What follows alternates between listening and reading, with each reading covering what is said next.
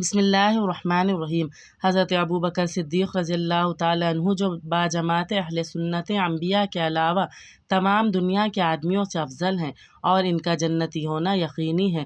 خود حضور اقدس صلی اللہ علیہ وسلم نے ان کو جنتی ہونے کی بشارت دی، بلکہ جنتیوں کی ایک جماعت کا سردار بتایا اور جنت کے سب دروازوں سے ان کو پکار اور بلاوے کی خوشخبری دی، اور یہ بھی فرمایا کہ میری امت میں سب سے پہلے ابوبکر صدیق جنت میں داخل ہوں گے۔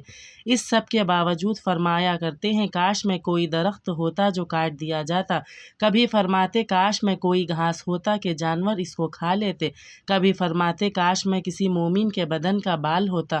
ایک مرتبہ ایک باغ میں تشریف لے گئے اور ایک جانور کو بیٹھا ہوا دیکھ کر ٹھنڈا سانس بھرا اور فرمایا کہ تو کس قدر لطف میں ہے، کیا کھاتا پیتا ہے، درختوں کے سائے میں پھرتا ہے اور آخرت میں تجھ پر کوئی حساب کتاب نہیں، کاش ابوبکر صدیق بھی تجھ جیسا ہوتا۔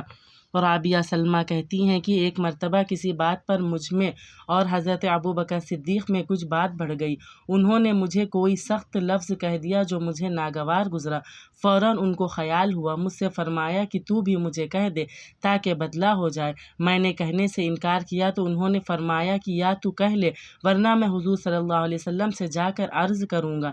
میں نے ان سے پھر بھی جوابی لفظ کہنے سے انکار کیا، وہ تو اٹھ کر چلے گئے۔ بنو سلمہ کے کچھ لوگ آئے اور کہنے لگے کہ یہ بھی اچھی بات ہے کہ خود ہی تو زیادتی کی اور خود ہی الٹی حضور صلی اللہ علیہ وسلم سے شکایت کریں۔ میں نے کہا تم جانتے بھی ہو یہ کون ہے؟ یہ ابوبکر صدیق ہیں، اگر یہ خفا ہو گئے تو اللہ کا لاڈلا رسول صلی اللہ علیہ وسلم مجھ سے خفا ہو جائیں گے اور ان کی خفگی سے اللہ تعالیٰ شانہ ناراض ہو جائیں گے۔